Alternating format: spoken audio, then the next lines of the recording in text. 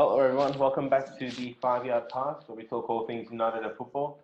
Today's going to be a little different. Today we're going to focus on the upcoming European finals, the UCL and the UEL finals.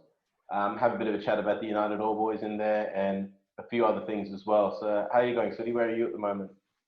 Yeah, I'm with my girlfriend in Galway. We're in a hotel, enjoying the weather. So we got a few good days of weather, but it's turned to Irish weather now. So yeah, let's what about yourself? Back in Perth? I mean, obviously still in Perth, TGIF Yeah, on the weekend coming TGIF, up. Some good yeah. football, Work week's good done. football on the Yeah. weekend as well. Time to focus on what's important. Yeah. Yeah. Right. Yeah. So big weekend, big 2 days of football. Sorry, just moving some things around. Big weekend of football. Tomorrow is the Europa League final, Sevilla versus Inter Milan. Yeah, so overall we have I think five United Old Boys in cup finals this weekend. Sanchez, Lukaku, Young, Herrera, Di Maria. I know you count Di Maria as an old boy, but yeah, it's Technically, he's an not a old good boy. time to be a United fan. Sorry? No, absolutely not. No, technically he's an old boy, but yeah. Yeah, but It's interesting that these guys have gone and achieved success with those clubs. I suppose when a manager leaves a club or comes in, certain players can be surplus to requirements, but it doesn't mean that they're bad footballers. It just means they don't suit what United's trying to do. And if you look at the way United play in and around the box, perhaps that type of play doesn't suit Lukaku's style or Ashley Young's style as a fullback, And Herrera's obviously had issues with the club. Going to PSG, they kind of say that while it's Neymar's team, he's kind of the one behind the scenes pulling the strings, kind of the Tom Hagen consigliere. Consigliere. Yeah. He's had about 150-ish goals and assists in about 200 games in the last 5 years. Yeah. Who are you talking about, sorry? I mean, that's no joke, man. Sorry, Di Maria, sorry. He's had about 150 goals and assists. And, like, you can say Farmers League, man, like they say. And I know it's people have been talking about it last week, but Leon beat Man City. And for me, exactly how Man City should be beaten. You can say this, they sat back a bit too much, but they did what they meant to do, and they beat Man City. It wasn't any different to what United did, to be perfectly honest. Like, sort of sat back, hit them, and when they hit them, they hit them quite hard. Yeah. And Guardiola was worried enough about them that he completely overhauled his formation. Try to play I mean, and I think you talked about that in the video you did last, but it's interesting why Guardiola kind of just changes things up at the very last minute for these huge ties. I don't know what it is, and I don't want to get too much into it. He's, for me, maybe the best manager next to Klopp in the last 5 to 10 years. So, people make mistakes. But yeah, look, two big finals in the weekend. I think it's going to be I don't think it's going to be as straightforward for Munich, and I don't think it's going to be as straightforward for either Sevilla or Inter. I think both have tough games. So which game would you? We'll talk about Sevilla and Inter first, being the first game. It's interesting. Inter really, it was a win by knockout. They boxed the daylights out of Shakhtar and 5-0. At the end there, they got a few goals at the end, but it was really quite a decisive type win. Whereas Sevilla was a real sort of arm wrestle that they ended up on top of. So if it comes down to firepower, you'd go with Inter Milan. Although, funnily enough, Lukaku said post-game that he considers them to be the underdogs and Seville to be the sort of the kings of Europe. He didn't say kings of Europa, but Seville have they won that competition more than anyone else, and they've won it in the last sort of 12 years or so. It's not ancestral wins; it's quite modern day wins. So you'd think in a final it would be nitty gritty, tense. That might suit Seville, but Inter Milan do have a knockout punch that can take care of most teams. Yeah. But I think Conte has Conte, for me, when he creates a team of these kind of prime, like in their prime or just over their prime, old school footballers who can take a bit of shit. And if you look at the way he won with Chelsea, and if you look at his Inter Milan, and most of the Inter Milan is Juventus team, maybe because it's Italy and he's more comfortable doing it, but he gets these kind of players who are not afraid to take a bit of shit, to revive the career, if you will. But he has this army approach, and I quite like that. And I think at the minute, Inter Milan on momentum, on form, they've maybe got the second or third best striker in Europe at the minute in Lukaku, which is painful to watch. But good for, again, we've said before, good for him. It's what suits him. So I'm gonna go for Inter Milan in this. I think it's gonna be like quite a tough but easy, not easy, a tough but comfortable win, or kind of a 2-0 kind of thing. I don't see Sevilla scoring. Yeah. But yeah, I think whoever what about scores yourself? first will win. I think whoever scores first will win. I think I'm leaning towards Inter. I don't think Seville quite have that firepower. Yeah, Interesting comments about Conte, because he played around late 90s, early 2000s for Juventus, and yeah, that yeah, team yeah, was the team that you're describing is very much him as a player. He was a yeah, defensive midfielder. Don't take any nonsense. He played on the edge yeah. of the rules. Any thug or anything. Probably the player that he reminded me the most of would probably be someone like N'Golo Kante. He's not as classy and athletic as Kante, but at the same Yeah, time is able to sort of break up play, knock passes yeah, around. He had really good players around him like Edgar Davids and Zinedine Zidane, Inzaghi and yeah, Del Piero. Win the ball, give them the ball. That was the type of player he was, and wasn't afraid to take a little bit of criticism. So the team is very much in his image. It looks a bit. He has quite fiery teams. yeah. They don't mind a scrap, and that's kind of his personality. And that's what good And you managers definitely do. see They build teams in their image. similarities as well in like a player like a Tuso as well, who has that Mm. maybe a bit more fiery, a bit less skillful, but that lineage is there of that Italian. I mean, and I feel Italy in general has lost that fieriness that they were known for. You know, they were the best league in the world in the 90s, man. Everyone wanted to go to Parma, Juventus, I remember. So Yeah. yeah, look, I think for me, I don't even think who scores first. I think Inter's got this win. Even though Sevilla has I what they would lean. call I would football lean to Inter. heritage. I would lean towards Yeah, Inter. I guess I was just saying that if Inter score first, Seville don't have the firepower to score twice. I think so. yeah. I think whoever scores first will win. But if you put me on the spot, I'll lean towards Inter. All right, so just shifting over to Sunday, the big one, PSG Bayern Munich. Um, let's just talk. We haven't talked. We haven't talked about PSG's win over Red Bull yet. Sorry, Bayern's win over Lyon. And Serge Gnabry, who, I mean, for fuck's sakes, man, he went from an Arsenal reject to a West Brom reject, and you think that's it. That's it for a player, and he's now again one of the best strikers in the. Well, he's a left winger, if I'm not wrong. Well, I know he's a left winger kind of player, so he's like a Martial or a Rashford kind of type. So, I mean, you saw him play. What do you think about him, man? Like, that's not much to say, I think. Yeah, it's funny. I was just looking up his Wikipedia page just before. 4 years, 10 games at Arsenal. Um, he didn't do so well after that and ended up somehow Bayern Munich. They saw something in him. He spent a couple of years on loan at some of the lower teams. He's a bit older than I thought. He's actually 25. I thought he's a little younger than that. Yeah, he's got a bit And of age he's in him, coming yeah. he's coming into his prime. And it looks like Yeah, Bayern have taken a lot of care, looked after him and just helped him to explode onto the stage. He's a younger player with energy that seems to balance off well with those older Muller, Lewandowski type players who are a bit more sort of cold-blooded. It's just a good yeah, balance that they have, and the way the Bayern go forward, that they seem to be quite an unpredictable side going forward, and I think it suits players like Muller and Gnabry who like taking the game on and like doing things that are a bit out of the box. So definitely, he completely massacred that team. It was almost like as well as Bayern played. It was kind of that was his game. That was the day that yeah. he announced himself to the world, and good on him. I was like I noticed a bit closer. Now you got to remind me who did Bayern play before PSG? Barcelona, they beat them 8-2. No, not. So I mean before Oh, Barcelona. Sorry, that's what I mean. Chelsea. That's right. Which was 7 or 8-1 Yeah, in I think it aggregate. was 7-1. Yeah. The guy who I find I think is like, I wouldn't say the most important, but a key man is Leon Goretzka, who obviously everyone talks about, but he's gone from playing, again, when he was younger, he's gone from playing a left wing position, and he's only about 24, 25, but he's at number 6, so he's that kind of guy who strings everything together. At Pirlo. Yeah, he's like the Matic kind of role, and he's gone from I remember before the break and after the COVID break, he's gone from like, you know, the skinny fella to he's put on all this muscle as well. I think he's going to be huge, man, because if you talk about PSG's midfield, they're a fast kind of transitioning midfield. They want to get the ball up to Icardi, Neymar, Mbappe really quick.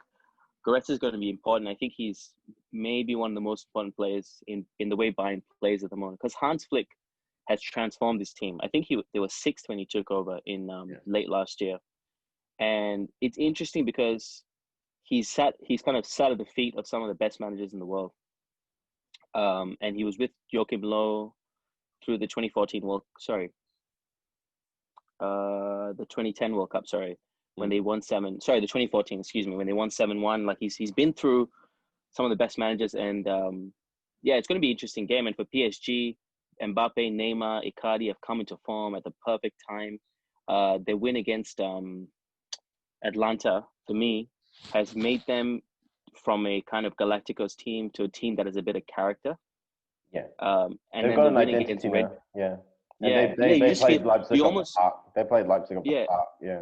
And you almost feel like you want to root for them now, because they have this kind of, we can come from adversity. It's strange how kind of perceptions of football work.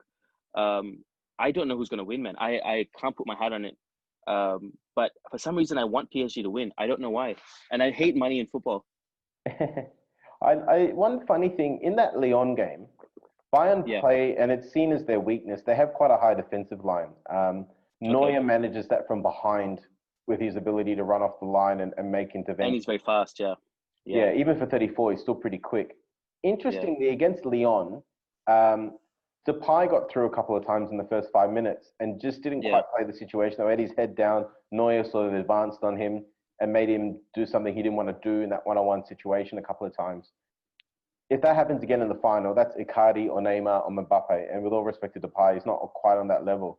So if they play that high line and they get caught out and go behind, that would it's quite possible that they could concede early playing that way. So I don't know if that means they'll just back themselves to play, particularly at the beginning of the game, or if they'll play a slightly deeper line and work their way into the game and then move the line forward. It'll be interesting to see how they set up because PSG's front three, I mean, if Icardi's your worst player up front, I think you're doing pretty well. Mbappe, like for me, if you were starting a football club from scratch, you could get anyone from the world, around the world, you pick Mbappe right now.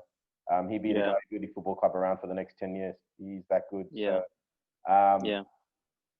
Lyon actually, they got outplayed and they Bayern deserved to win, but they had chances early and they didn't take them. So PSG take those chances, that belief will grow. Actually, sorry, that's a really good point, because Barcelona had two, I wouldn't say sitters, but good enough chances that were just intercepted and just missed. That's a good point, man. Like first 10 minutes as well. And I'm going to go back and watch the Chelsea game and just kind of see that first 10, 15 as well. I wonder if Chelsea broke through, because Chelsea had that same kind of model as Lyon, fast, these three fast forwards that can push on, good midfield as well. Yeah, interesting.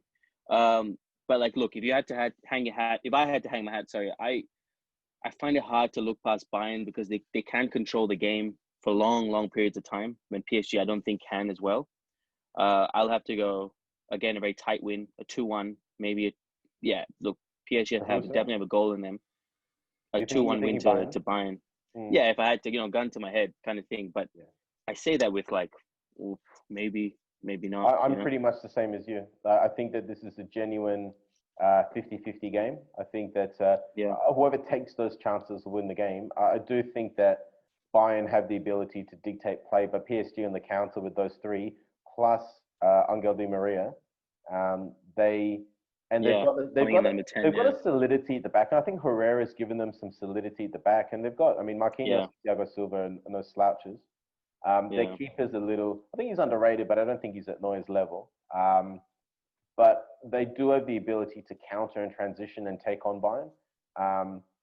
It's interesting with them. You're watching Neymar and Mbappe pressing now and trying to get in the game more and trying to make things easier for their midfield. So there's a bit more of a team orientation there.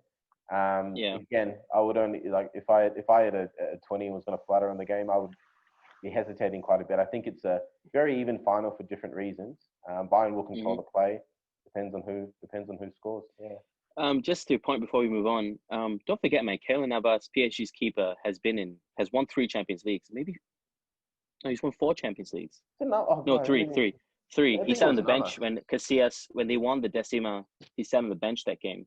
But he's won 3 Champions Leagues. Like, he may not be what Neuer is, and I don't think, obviously, there's not many keepers in the world who can even come close to Neuer. But if you talk about big game mentality, Keylor Navas has won penalty shootouts. He's The been there. Real Madrid He's not. players were very upset when he left the club. They were Yeah, like, angry. Like yeah, guys like Ramos and Varane were not happy when he left. He was sick. yeah. Just as a He's from personality. Costa Rica, which is not a football country. He would have more credit if he was Spanish or he was Italian. But Do you think he's that was part of why people kind of will I think will always overlook him, is that he's not from a footballing Latin country, rather he's just from a Latin American country. Yeah, I mean that happens to Central American, outside. Really. Even Ronaldo felt at a point in his career that he was being a Portuguese player, he was not looked at the same as Spanish players. Yeah. So imagine Costa Rica, love them, but they're one of the teams that scrape into the World Cup. So yeah, they're not superstars of the game. And that happens to players from smaller nations. That's just the reality of it. But yeah, I think when you've got the Real Madrid team that he won the Champions Leagues with will be known as Ronaldo's team, as Zidane's team, as Ramos's team. Navas will be an afterthought, but I think he deserves as much credit as anyone else. Yeah, absolutely. He'll come into that second tier with of players in that team, a bit undeservedly. Again, also undeserved. Benzema coming in that second tier of players in that team. Outstanding players who just kind of overlook. And look, he's going to be key. He's going to be key for. Yeah, he's going to be key for PSG on Sunday. But and saying that, Marquinhos and Thiago Silva, man, again, no slouches, man. Some of the best defenders in the world. I take him in United any day. Either one of them. Silva's out of contract at the end of the season, hasn't signed, but he's leaving. Yeah, well, I was just going to get to a bit of that contract talk and that transfer talk. So let's just move on then. Yeah, a couple of interesting kind of movements in this Champions League, kind of European Champions League players. You have David Alaba, who's apparently rejected 50 million a year contract with Bayern. 1.5. 1.5. Wow. I mean, what's that, Sham? That's about 300,000 a week. I was going to say, yeah, okay, yeah, it's about 300,000 a week. In whatever currency, I'm not sure the currency, but yeah, like if United could get Alaba, if they could get Alaba and Thiago, even Thiago, like give him a 1-year contract with triggers for the second year. I think get him into the experience, I think Alaba is very realistic and a very good transfer. And I did say, and I will say, I got the idea from Stratford Paddock, and I'm not going to say it's mine, but I did look into it. And knowing Alaba, I think it's a great. But Thiago Silva has come out and said he wants to go back to AC Milan, because also with Zlatan extending his contract. Zlatan said he will extend it to 2021. Well, if he goes to AC Milan, he'll play for another 15 years. They'll remove. He was not happy to leave, Thiago. I mean, he's been a magnificent servant to PSG, but he was sold to help bring money into that club. He wasn't sold because he wanted to leave. Yeah, and it'd be kind of nice for PSG. I mean, our friend Kush, AC Milan fans, that 2012 until about 2012, and they were just amazing. PSG, AC Milan, keep saying PSG, AC Milan.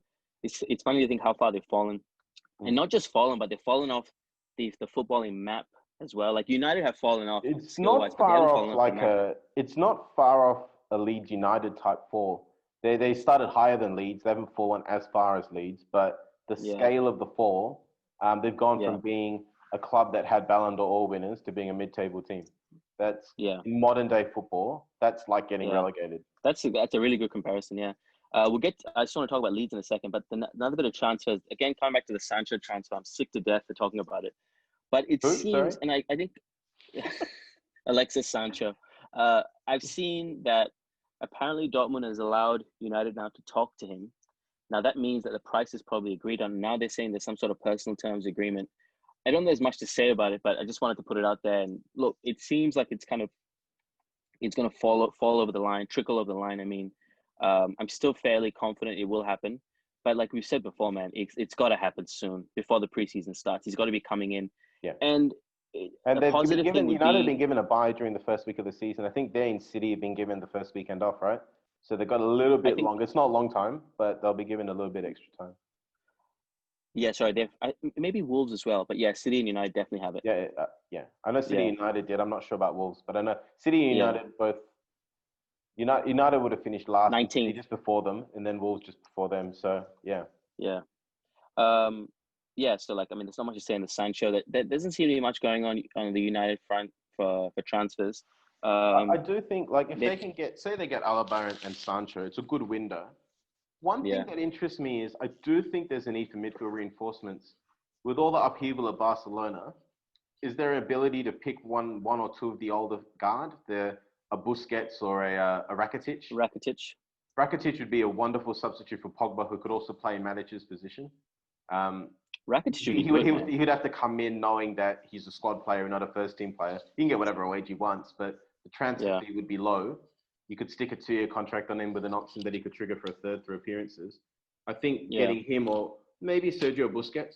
He's not with Matic. I'm a bit reluctant, but Busquets can also play centre back. But Rakitic, I think would be an interesting option for United in terms of. I think United are happy to pay the wages, but the transfer fees seem to be the sticking blocks. That's actually a good. I never thought of that, and to add to that, the way Barcelona have played is what United kind of tends to do for their goals, with that little kind of 1-2 passes around the box, and Martial kind of finishes it off. And I think Rakitic wouldn't be a stranger to that that kind of playing. But Busquets would be just perception, like in my perception, a bit slower maybe. Maybe he's never played another type of football, so I'd be a bit reluctant to take him on. I think you'd feel the same in that sense. I was throwing his name out because there's questions about the older players, Messi, Busquets, PK. Wait, Rakitic, who's the first one? Messi. No, there's question marks over those players. If I could get if United stopped the Sancho transfer and got Messi, I'd be quite happy. But I don't think that will happen.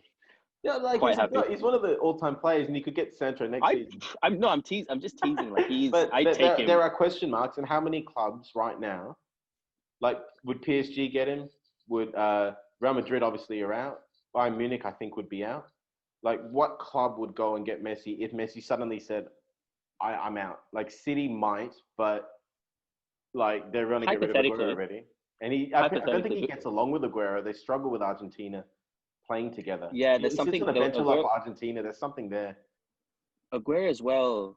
There's like some sort of family politics with Maradona, with something like that. That I think Messi just kind of stays away from it, as he Just before we get to the fixture, because the fixtures list came out yesterday, and we'll talk a bit more about it on Monday. But who do you think Messi? Which team? Because he walks into any team. Let's be honest. Yeah. Which team? Including United, takes him and becomes the best in the world, hands down, for the next, let's say 2 or 3 years, becomes the United of 08 or the Liverpool of the last 2 years. Which team takes him and does that? I mean, the one I'm thinking of is the one he probably wouldn't go to, which would be Real Madrid. They would become the best team in the world with him in there. But the one place Messi would not go is Real Madrid. He would rather retire than play for Real Madrid, I think. So yeah, no, absolutely. Bayern Munich wouldn't want him. PSG possibly. They might do a switch with Neymar. You never know. But would Neymar leave if he won the Champions League? Juve probably wouldn't get him and Ronaldo. I don't see that happening. Chelsea bought a lot of wingers. Liverpool might, but they don't seem to have the money. Would I pick him over like a Sadio at the minute, over Sadio Mane or you'd have to check. Liverpool. I don't think Liverpool could gegenpress with him there. No. Also, they've proven 100-something goals between the both of them. And including Firmino, 100-something goals between the three of them. So. Yeah. It's 100 goals between the two of them and 101 between the three of them. All right, just a little bit of the fixtures. I guess we'll do a bit more about them on Monday. But Crystal Palace at home to start off. I don't have it with me now. Do you have it on your screen right now? I don't have my laptop on my phone. Fixtures? No, I don't have them in front of me. Sorry. Let me Crystal Palace. Crystal Palace is they were kind of the team that fell off a bit during COVID. After COVID, they dropped a few places down the ladder. They were sort of around where Sheffield United were. Well, actually, not quite Sheffield United. Probably just behind. It wasn't quite. Probably just. It wasn't quite a great escape. So good. It wasn't quite a great escape, but they did kind of scrape it. So we have just off the top of my head, before I get this up, a fairly easy start, if you will, and a tougher run in. Hold on. Well, it looks like Burnley was the first week of the season. That's been postponed. So I'm just going straight to the 19th. Palace at home, Brighton away. Oh, you have it there. Okay, perfect. Yeah, so Palace at home, Brighton away, Tottenham at home, Newcastle away, and then at home to Chelsea. So Tottenham and Chelsea, that'll be probably the two that keep an eye out for them. Newcastle, I don't know if the sale will go through in time, but you'd expect the other three fixtures. They should win. With the new bid of a new interest from the Singaporean cohort, investment cohort. So was that getting publicity in Singapore? No, sorry. Was that getting publicity in Singapore? Because you were there at the time. Well, I don't know, man, because I've been back and I've been here since the interest took on. So okay. I really have no idea. So, but knowing, like, I don't mean to fucking blow Singapore's horn, but if they want to do something, they'll go and do it. You know. They want Singapore, yeah. If Singapore does something, they don't do it by halves. Yeah. Yeah. If the due diligence, as they say, goes through quick or it gets done quickly, which I don't see why it wouldn't. Newcastle's as should as they do, they're a fairly well-run club in terms of keeping everything above board. The only reason why the second takeover was on their side, it was a lot to do with the Saudis from. If you watch the True Geordie, he was talking about, I'm sure he knows a few things on the inside which we will not know, but he was just saying there was an agenda against Saudis bringing money to what could become the biggest club in England, which I don't doubt, man. If money into Newcastle, you're seeing an animal. You're awakening a beast that's been sleeping for 20 You're breaking years. up a bit, but yeah, I mean, Newcastle was where the goal movie was put for a reason, right? It's a one-team town. It's something that's very unique in football, and fans are as passionate as anything. There's a sleeping giant there that has been sleeping for a lot longer than it should be, unfortunately. I think Ashley, from what I see of Ashley, if he can get the X dollars that he's looking for, he will just walk away. That's my impression of him. The fans, I've not seen more hatred for an owner ever, and I include the Liverpool owners the current guys. The Gillette and Hicks, Yeah, that's it, Hicks and whatever his name is. So, I heard a story about that. Graham Souness told a story, which was interesting. When about who, sir? About when they were buying. He knew there's a woman called Amanda something that was involved. It was sort of representing the Saudis when they were buying Man City, and she's quite well known in football circles. So he bumped into her at Dubai Airport and asked what she's doing. So I'm helping finalize the City acquisition for these guys. And he's like, well, why not Liverpool? And she's like, well, we kept trying to talk to Liverpool, but they were so unresponsive that we went for Man City. So like that, and that was Gillett and Hicks that were not working with them. Something like that. It was an interesting story. I'm probably changing some of the facts or whatever, but that was kind of the gist that I got from the Graham Souness story. They were talking about all the investment that happened in the sort of the Manchester area due to the Saudis' ownership and how to sort of transform communities and things like that. So that's why he mentioned it, because Liverpool recently has gone through some development, but before that, particularly the area around Anfield was struggling quite a bit in terms of the way that the club was trying to run that area and get it expanded and that sort of thing in the 80s and 90s. And it held the club back, unfortunately. But obviously Liverpool's going through, on the field and in the greater community, a regeneration, which is great to see when they win football games. To that point, I remember you telling me, I could be wrong, but I think we watched the game that made Roman Abramovich decide to buy Chelsea. 2-1, Chelsea won. It was against Liverpool. Stamford and Bridge, I think it was you telling me, you were a bit older than me, you were telling me it was at Anfield. It was at Anfield. Jesper Grønkjær scored and Baldwin Zenden, if I'm not wrong. And Jesper Grønkjær definitely scored the winner. But I think you told me that was Abramovich to decide, because I think if Liverpool won, they would have gone fourth. And he was like, whoever comes fourth, I'll push to buy them. Whoever gets in the Champions League. But I mean, look, I'll be very honest, man. Like, put spending aside, because I think now, as you said, even United had spent through the 90s to get to where they were. As a club, you have to respect what Liverpool's done. They've gone and done it in the last 5 to 7 years. They've gone to hell, man. Like, with Gillette and Hicks, they've gone to the verge of bankruptcy and back with FSG buying them. So as much as I hate it from a fan's perspective, you know, I'm not going to pretend I'm from Manchester and I feel the same way. Like, I love United and I love watching them play, but to watch Liverpool come up in the way they have reminds me a lot of the way United have come up. A manager who's done his badges, has done his dues and all that. So, look, if Liverpool didn't get that money, it was for good reason. You know, it was for good reason for them to build the way they have. A very underrated part of being a manager is that element of leadership, and I think Klopp has brought that. And I think a lot of managers, not in Liverpool, but generally in football have done that. Ferguson is renowned for being a leader. Mourinho renowned for being a leader. Like Wenger, even from a philosophical standpoint, was seen as a leader as well. You know, players want to play for those managers. But the leadership off the field in terms of understanding the players, understanding their lives, bringing the football club together. What he's done has been absolutely phenomenal.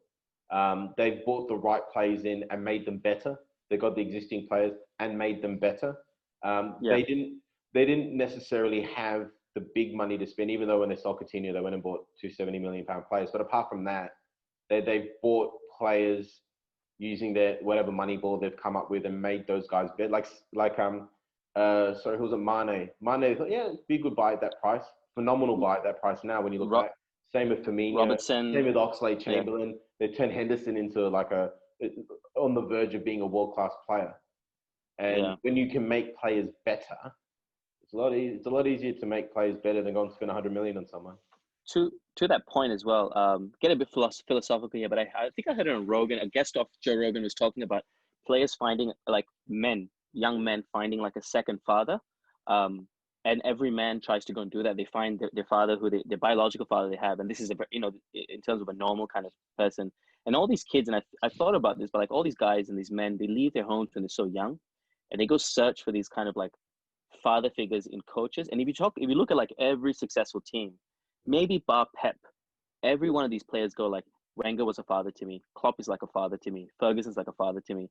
And if you can, and that is the same kind of translation as like leadership and all that stuff. So yeah, look, it's a great point, man. I think these players, if you can treat players like your son and them feel the same way, you have a team that fucking go to war for you, man. It's interesting in the psychology of men. It's quite often said, like when men get to 18, they basically reject their father. And they look for another person. So when you find like men in gangs and things like that, they're actually finding men a little older than them who are doing things and they follow those men. It's not the right path. Yeah. That's the behavior that we meet these people, you follow that behavior. Right. Yeah. But when you meet the right leaders, they can give you something that other people don't. Ferguson did it his way. Klopp's done it his way. Mourinho as well, by the way. Mourinho in Chelsea, as well. Mourinho's a bit of a funny one because he tends to sort of pick on people occasionally. He picked on Joe Cole a bit at Chelsea, then Luke Shaw at United. He has a different way of doing it. But like you look at like what guys like John Terry say about Mourinho. Definitely, like John Terry was a bit like he was club captain, but he'd had a bit of a checkered history even before Mourinho came, and Mourinho at least got him sorted out on the pitch, you know. So yeah. Right, interesting chat, John. Yeah, delved into football philosophy. Is that all? Yeah. Anything else you want to chat about for the weekend? Or it's good, man. Two exciting games. I'm so pumped for it. Yeah, to very kind of end up this best of this, to end up the last like 2 months of just non-stop football. The longest season in the history of mankind. Yes. And we'll start again in a few weeks after that. But we'll have some interesting videos coming up. We'll keep the titles to ourselves for now, but we're going to start doing a few things in the off season that we wouldn't otherwise be able to do. Stay tuned, guys, and don't forget to keep passing. Keep watching, guys. Don't forget to like and subscribe, and stay tuned. See you later, guys.